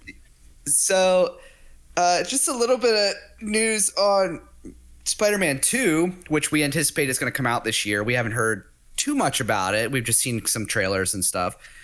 I think just one trailer and then like some commentary from Sony, but apparently Spider-Man 2 actor Yuri Lowenthal, I don't know if you remember who he plays. No, I don't know. Yuri Lowenthal, American voice actor. Is he Peter? Does Spider-Man voice what? Yuri Lowenthal, the voice of Peter Parker. There you go. He's Peter. There you go. The main character. And remember when they changed Peter Parker's model, and they were like, "Oh, we want to make it look more like Tom the fucking Holland. actor." It really doesn't look like him. So now the problem is that Spider-Man looks like Nathan Drake. Wait, hold on. Yeah. So Spider-Man 2 actor Yuri Lowenthal has made some comments about the new game. He has said that, quote, "It's a massive game, so I'm still doing a little bit of work." And then kind of, quote, "I know that they're confident about their release date, and Insomniac has always been good about that. Obviously, I can't talk much about the game, but I will tell you that it's astonishing," end quote. So not much that really we wouldn't expect out of Insomniac. I mean, we kind of assume that it's probably going to be pretty good. It's an Insomniac game. They're always good. And basically what Yuri Lowenthal is saying kind of confirms sort of our other suspicion, is that Insomniac's always really good about hitting their release dates. So now, to be fair, they haven't announced the release date yet. They just kind of I think they might have said it was coming out in 2023, and it kind of makes sense because you have to imagine 2024 is probably Wolverine, I'm guessing. So as far as like Insomniac releases, so the interesting thing here is that he is commenting on how the game is massive. And he also says that it's astonishing, which obviously we assume that it's going to be astonishing. And the first game was pretty big, so I don't know, like, are they adding to Manhattan for this? You know what I mean? Like, is this going to be Manhattan plus something? Like, are you going to be able to go to, like, other parts of New York City? I am kind of curious about what this means, because one of the things that I've always wondered about these Spider-Man games is that, are we just going to use the same fucking map forever? Because Right. It's Manhattan. You know what I mean? Like, it's not like, Can we like go somewhere Spider-Man else? is in Manhattan. Like, if Spider-Man, like, we should do, like, you know, in Miles Morales, spoilers, in Miles Morales, at the beginning, Peter Parker leaves. Harry Parker. What? So that so Peter Parker leaves to go on vacation or something, leaving Miles Morales in charge of Manhattan while he's gone. So that's why you're playing as Miles Morales. I would like them to do a spin-off where Peter Parker is on fucking vacation in like Venice or something, and he has to be Spider-Man there. That'd be cool. You know what I mean? That'd be Like, really cool. Like, he goes on like instead of like just a field trip, he goes on like a class trip to another country or something. And, you know, maybe Tony Stark makes an appearance and is like, "Listen, you know, you got to quit taking these trips because it takes a while for me to get out here to help you save your ass." You know, shit like that would be really funny. You know, but yeah, I mean, I don't know if that is the opposite of the general idea of Spider-Man is operating outside of Manhattan, but what I would like to see would be like, you know, like in the games that we've gotten already, is that the subway system can be used for fast travel, but can they open up that underground so that now we can explore it and be in it? Like, for some reason, like, why would you want to go underground? Like, they could do some stuff. You could get captured by a bad guy and end up in another area or something. They got to take us outside of Manhattan a little bit, right? For a part or two to keep it fresh. It would be neat if they had some kind of chapters of the game that took place in different areas. Like, I don't see why they couldn't do that. It's like, oh, freaking, you know, Venom is fucking up Brooklyn or whatever, or you know, he went all the way over to freaking Rochester, so we gotta go to Rochester to fight fucking Venom. It'd be like the most like boring freaking environment for whatever, but I don't know. Yeah, it could be a situation where like you could draw it up in the story where it's like, you know, you've got Spider-Man, you're doing such a good job here. The criminals have just left. They're in different places now. You know, they don't think you're going to follow them. Then they bait you to leave. And then, you know, while you're out of town, like they do something to New York and then you got to come back or something. Hey, it could be kind of fun like that. It's hard to say where they're going to go with it. I do like Spider-Man. But I don't really know, like, does Spider-Man leave Manhattan? Does he? I mean, I'm sure that he does, but It's his responsibility, though. He thinks he takes it personally. So I don't know. yeah, it's definitely interesting that that it's so far it's only been Manhattan. They have to change it for the next games. We'll just have to see what it's going to be. Well, you heard it here first. I'm sure Manhattan will still be there, but they'll probably like have different areas that you can go to. I would like to think, just for my own sanity, that I'm not in Manhattan for another 40 hours. Unless they've done some incredible stuff to the game, you know what I mean? Who knows? It's possible, but I don't know. I mean, the I guess, yeah. So I don't know. The Manhattan's cool. They could also add different elements like construction and new buildings and things like that could be interesting. They could add some shit in like Central Park or like do some weird things like that. But I don't know. We can move on though. We've been kind of BSing about that long enough. So the last real news point here is the PS Plus Essential games for February have leaked, and much to my excitement, the first game we're getting is Ollie Ollie World, because I did really want to try this. It's a fan favorite. So I'm excited that Ollie Ollie World is coming to PS5 and PS4. We're also getting Mafia the Definitive Edition, which was the I think might have been the remake of the first Mafia. All three of them, positive I think. on that. Are you sure about that? I think it's all of the Mafia games. I could be wrong. Like the original, like the OG Mafia 1 and 2. I could be wrong. I thought it was all of them. Mafia. My freaking Windows breaking. My finger, dude. I'm just operating slower here right now today. Mafia Definitive Edition is a faithful, expanded remake inspired by the iconic 2002 original. So I think it's just the first game. I'll take it. Which is fine. Yeah. And then we've got Evil Dead, the game, which I think a lot of people were really having fun with that. That was like a multiplayer style, kind of game. And then Destiny 2 Beyond Light, which is the Beyond Light expansion for Destiny 2, which is the most recent expansion. The new one coming out is Lightfall, but it looks like they're putting Beyond Light out here, which is cool. Did you purchase it? The most recent one was the Witch. Excuse me. The most recent one was the Witch King. Before that was Beyond Light. Oh. I did. So I've had Beyond Light purchased for I might have it too. couple years. I bought it when we started playing. I'm pretty sure you do, because I think we did some missions together.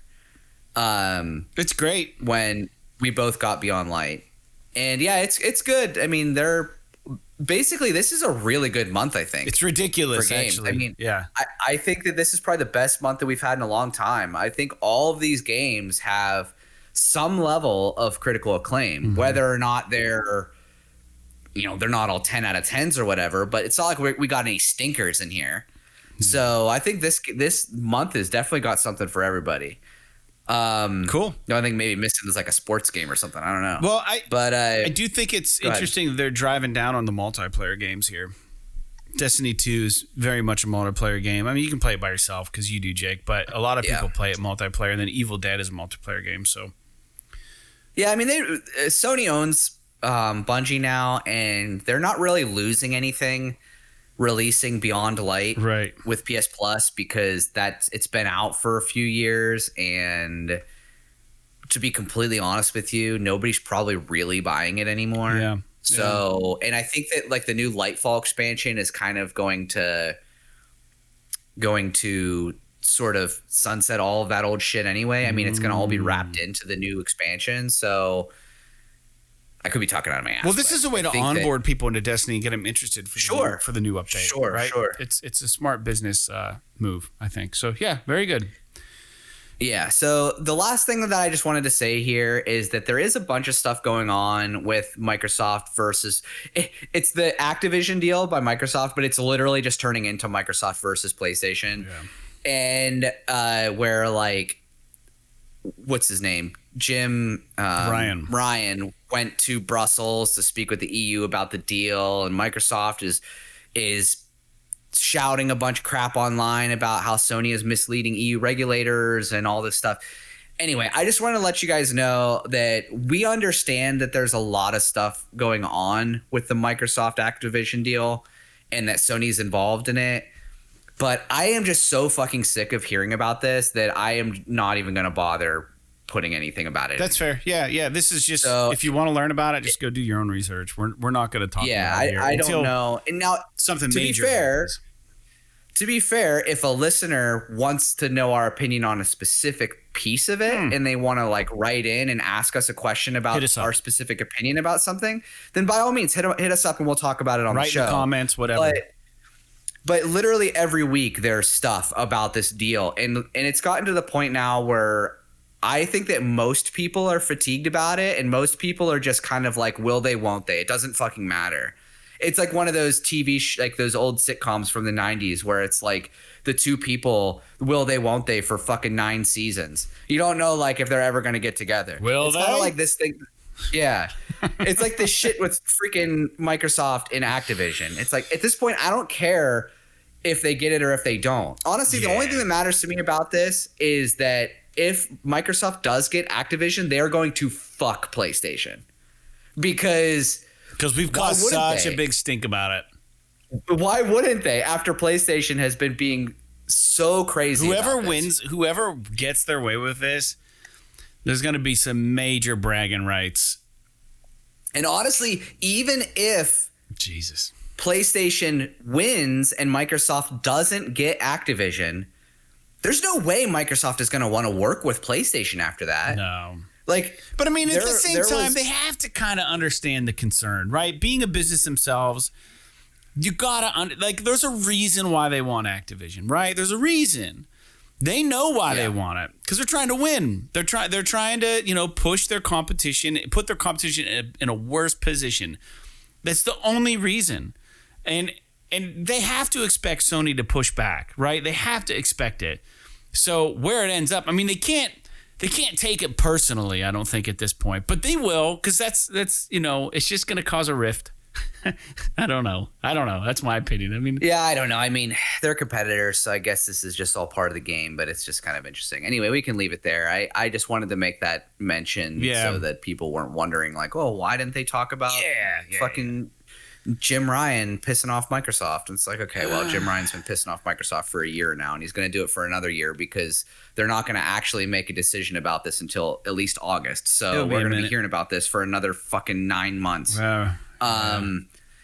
Anyway, so that's all for the news and pretty much the show. We can talk about the new games coming out, and then that'll be pretty much it. So I'm just going to read down this list of new games for the week. And then we can kind of go from there. So January 31st, we've got Power Wash Simulator. We've got Raiden 4X Mikado Remix. SpongeBob SquarePants The Cosmic Strike. Season, which is Season the one with the biker? Yeah, the photograph game about the end of the world or something. Like it's artsy fartsy. I mean bicycler, not like fucking riding a Harley. which would probably make that game kind of interesting. It'd be way more fun, maybe. I think it's going to be a good game, though. Yeah, it's probably going to be fine. Then we got Stray Light and We Were Here Forever.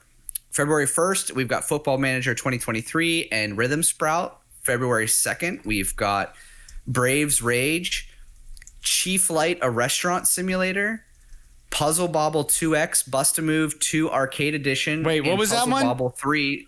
So Puzzle Bobble 2X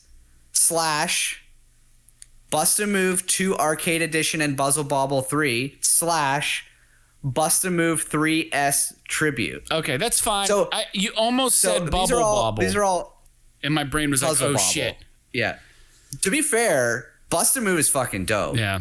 But I don't play games like this hardly at all anymore. This is a game that was I don't know if you remember, like, did you ever play like these types of games on PS1? Like, I used to play Bust-A-Move on PS1 a bit. Yeah.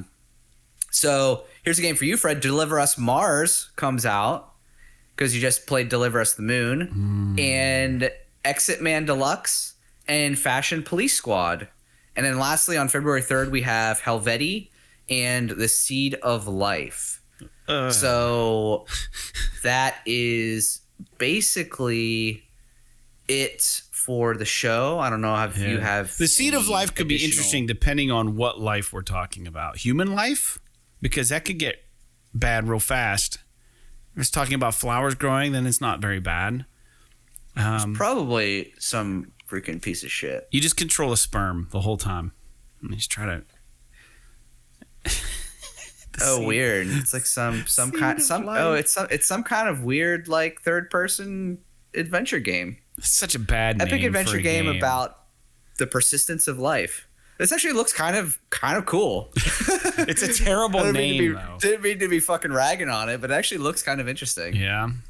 The worlds look really neat. I'm looking at the Steam entry on it. I mean, it's got mixed reviews. I don't know that it's like super good, but like the visuals look neat. Deliver Us Mars is on my list. It's probably going to be a discount game. If they Deliver Us the Moon is already on PS Plus Extra, so I would imagine we're going to see a discount on it. It's not one of those games I talked about last episode how much I enjoyed Deliver Us the Moon, but I'm invested in the story. I don't think I'm going to pull the trigger on it. If I'm going to buy any game, it's going to be Dead Space before VR comes out.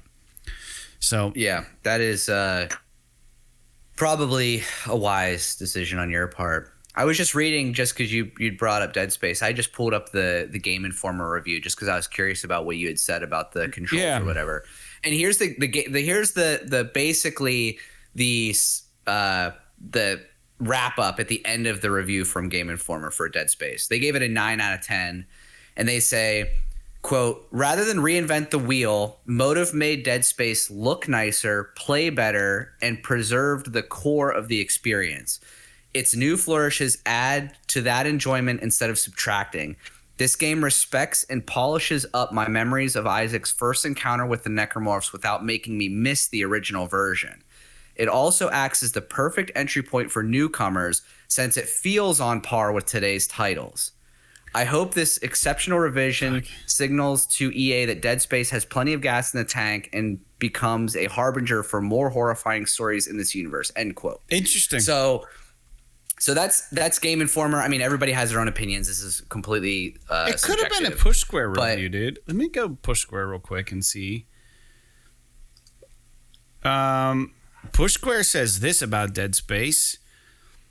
At the end, sorry, it's loading. It says they gave it an 8 out of 10. Very faithful remake, expanded story in areas, one-shot camera feature is even better, superb atmosphere and sound effects. Dead Space is still a great game. Cons, visuals are disappointment. Some frame rate drops, and then poor DualSense controller support. But they probably by that they probably mean it doesn't utilize all of the. I don't want to misquote anybody, but it could have been the Kind of Funny crew on. I watch their podcast once in a while because they play a lot of games I don't play. And they have little spoilers and stuff. I want to say that somebody at some point said something about how it very much still felt like a PS3 game. I don't know who it was. And I don't always agree with everything that they say over there, but I don't know. It could be. Part of me wonders. I mean, this is obviously me extrapolating based on zero information, but it could be like kind of like how I felt about High on Life. High on Life felt very much like a PS3 game, but it still felt when you were playing it, it still controlled and everything like a modern game. It's just that like the systems of the game, the energy of the game, all of that stuff felt very much PS3 generation. Mm-hmm. So, but I don't know. I mean, we're really kind of just guessing at this point what other people are thinking. But honestly, I think that you're probably I would have to imagine that you're safe to buy this if you wanted to pay full price for it, but I wouldn't necessarily think that you have to if you wanted to wait until a deal or I just know my bank's getting hit for the $500 for the PSVR in February. Yeah. And I don't regret it, but I know it's getting tagged, and then it's tax season, so I'm throwing some money back at the big man. And then, fuck, man, I know there's some, we're renovating a bathroom. We're still saving up for that and doing stuff. So I don't know that I can justify a $70 Dead Space right now. I want to play it. I don't know. We'll see. I'll think about it. I'll chew on it. It's not like I don't have the money. I'm trying to be smart with it. Yeah, that's fair. Yeah. The other comment, and I didn't talk about this a couple weeks ago, but I wanted to make since we have made comments about how we're both into music and play music and stuff. I thought it was kind of sad that this month both David Crosby and Jeff Beck both passed away. Yeah. Which is pretty shitty because both of them, David Crosby obviously is probably a little bit more well known to the audience at large just because of Crosby, Stills and Nash and all that stuff, and he's got that iconic mustache and everybody kind of knows who he is. Mm-hmm. But Jeff Beck is widely considered one of the greatest guitar players to ever live, and he's out of the UK, played with like Clapton and all those guys and stuff. It's just kind of a bummer that we're getting to that point where a lot of these guys that pioneered the music that we are interested in now, like everything that would be considered blues, rock, even country, all that stuff that we have now, these guys were the ones that made it kind of into its modern form. Obviously before that you had guys like Chuck Berry and all that shit that really kind of really paved the way, but you're talking about the guys that really spread it to the masses. And so we're getting to that point where a lot of these guys are passing away, and it's really a bummer, especially because a lot of these older gentlemen are some of my favorite artists. So they're really good good guitar, rock and roll. We'll just wrap this up. This is like the closing, but for the episode, so we're done with video game talk, I think. But the real good guitar work and guitar-driven rock and roll, I hate to say, but it feels like a thing of the past. A lot of the bands these days aren't playing rock and roll. They're playing like a version of 3-chord punk rock, or they're playing a version of nu metal or metal. Just those full chords with rattling through like a good distortion, or even not even a distortion. But then the skill of some of these players to rip off improv riffs, and we're losing a lot of that in modern music. Sure, you have your backing bands, a lot of pop stars and stuff have these backing bands, but those guitarists aren't this. They don't ever get the spotlight. They're just playing the pop music, but I'm sure they can do it. But that's not been the focus. And I'm not saying you need a 30-minute solo in every song, but you look at some of these well-constructed classic songs, and there's a reason why they've stood the test of time. And it's one skill, and I'm not ragging on anybody here, but I feel like, I don't know, it's slowly becoming a dying art form. Is like writing good classic rock songs, and not even classic, just writing a good rock song, right? I think the reason Foo Fighters find such success is because they feel like a rock band still. Like if you look at the chord formations and what they're doing with their hands when they play guitar, they're not just power chords. They're doing really interesting stuff on the guitar necks, and they're writing really. And it's simple. It's simple, not like overly technical. And I don't say simple meaning that it's easy. I just mean that it's not like it's not in your face, riddled with fucking sweet picking and all this crazy shit that basically the Instagram generation has created these guitar players that prodigies. Incredibly impressive. They're like they can do all this insane technical stuff.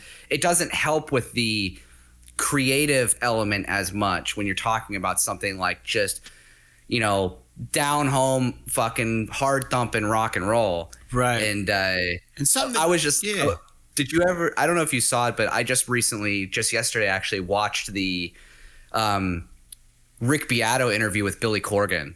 It's like an hour and a half long. I watched the first parts of it, and man, I don't, man, as I get older, I think Billy Corgan's a little off his rocker on some of his views and stuff in the world, but he's a really interesting guy. And Rick Beato knows his music, man. They talk about artists that I've never even heard of, you know. And I think he impressed Corgan with dropping some names. You know, Corgan, I think, comes off as an intellectual dude. And Billy Corgan has written some really interesting rock songs.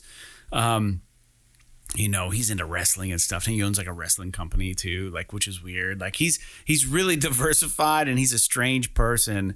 But no one can take away from the fact that he wrote some of the greatest 90s songs ever.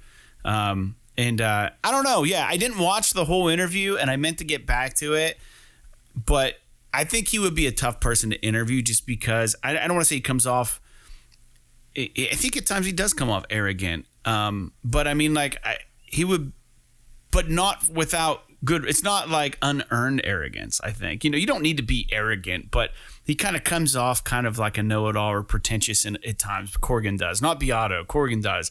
And I would have been nervous to sit in a room and talk to Billy Corgan just for fear of him just calling me out as being a fucking fraud, because that's the kind of guy that he is. Like, he's so fucking layered deep into this shit. What were you going to say about it, though? I'm curious.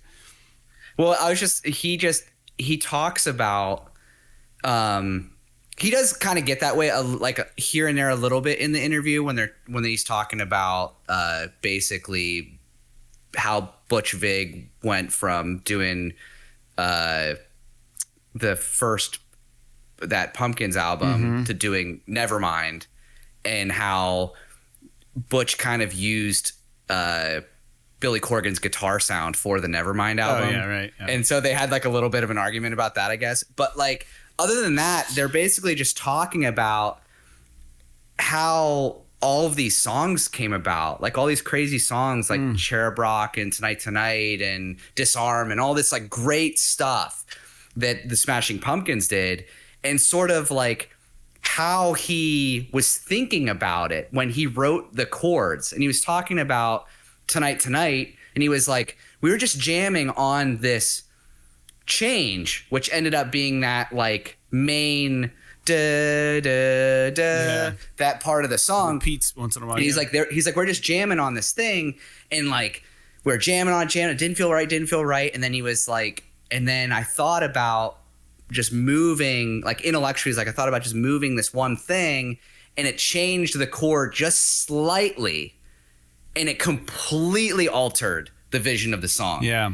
And he's talking about all of that. And it's just like, I wonder how much of that thought and care and creativity and everything goes into modern pop music. I don't want to say that modern artists don't care as much as back in the day, but they comment on things like AI and stuff. And it's like how back in the day, artists had to spend 10,000 hours being masters of their craft. And he made a comment. He's like, probably in the next 10 or 20 years, it's going to be prevalent that someone is literally just going to type 3 notes into a fucking AI algorithm and it's going to spit out a hit song. Period. That's what it's going to be. And you're not going to be able to tell the fucking difference between that and somebody who wrote it organically. Yeah, that makes sense. Yeah, I'm sure we're going to get there. It's kind of sad, but I mean, I don't know. I'll believe it when I see it, you know, when AI writes. This is not the music podcast, though. So I guess we kind of told them that we're done gaming talk. But yeah, we can close it out. I got to upload. The longer we talk, the longer the upload's going to be.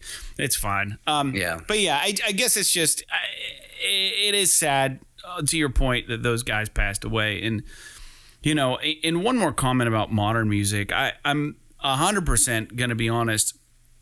And I don't believe in, I do, but I don't, like, you know, like guilty pleasures and stuff. But dude, I've been honest about how I really, really like Phoenix as a band. And I've listened to, because Chelsea listens to Taylor Swift. She can fucking write a song, man. Her new record is, I mean, I can't relate with the lyrics at all. But if you just listen to instrumentation and how her songs are written, they're so fucking good. Taylor Swift, her new record. Oh, dude, I fucking love Taylor Swift. I'm not even gonna lie. I love Taylor Swift. Well, I was listening to like her new song because Chelsea had her new music video up, and I was like, I can't speak to what she's saying, but how she's singing it is great. And the music and the it's so good. And the music, yeah, and the layering and the way that she can, and she does a lot of her own writing, and it's so fucking smart. And I was like, could you imagine how well a Phoenix and Taylor Swift tour would go over? It would be insane. They would both appeal to one another's crowds.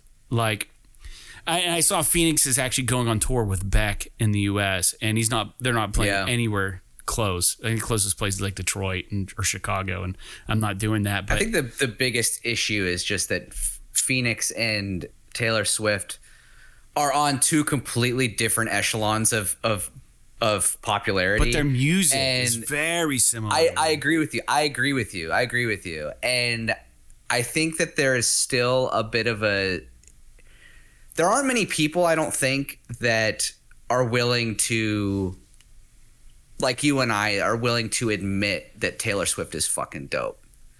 You may not like, that she's singing about her boyfriend or that she's whatever, super popular and all the teeny boppers love her. But I mean, everyone wants to hate, and it's another guy like Bruno Mars is another example. Oh my God, who's a legit musician. He's so good, dude.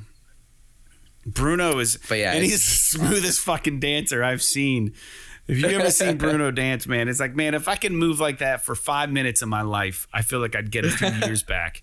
Like, he's just like, that guy never has an accident, probably ever. He never cuts his fucking finger peeling a vegetable, man. That guy's way too smooth. Like, definitely not. Yeah, he's so awesome. And he's a great drummer. He's a great guitarist. He's a fantastic singer. He's a fantastic performer, And I actually believe that some of the shit that he does, he probably just does for the money. Like, I think his heart is probably in another style of music. He started off, I think, playing blues and stuff.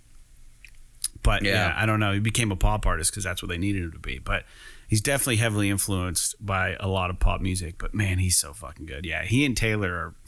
Don't sleep on him. I know it sounds ridiculous because I come from punk rock and I do all this crazy music and we got the Flood and stuff. But man, those two artists, they know how to play. I don't know that Bruno writes his music. I know Taylor writes hers. And that's what's really impressive to me. She fucking writes her albums. And like in this day and age where you can, when you're her, you could literally just have your pick of the litter of every good songwriter in the music business and be like, yeah, I want that song on my record. I'll just perform it my way. I want that one. She still fucking writes her music, which is awesome. So yeah, Billie Eilish is another one like that too. That just, for as young as she is really impressive with the way that she's like, her and her brother write all those fucking songs. Yeah, it's fucking cool. And it's pretty cool. Nothing but respect. Being a songwriter myself, it's not easy to write shit, and when you fucking write banger after banger like they do, it's ridiculous. I mean, I've never tried to write a song like that. I don't know where it would end up. It probably wouldn't be half as good. I've never tried to write a pop song. It'd be a new Flood song. Dude, we got to get big somehow before one of us dies. Yeah. So, I don't know. All right, well, let's close it out, dude. Thanks for tuning in to episode 261 of PS. This is awesome. I know the last 20 minutes were us talking about music, but you could have tuned out if you wanted to. Hopefully you like just hearing us talk. But we'll be back next week with episode 262. But for now, make sure you tune in on Monday. Follow up with us on The Last of Us. PS, this is The Last of Us podcast or series on YouTube. It's not a podcast, series on YouTube.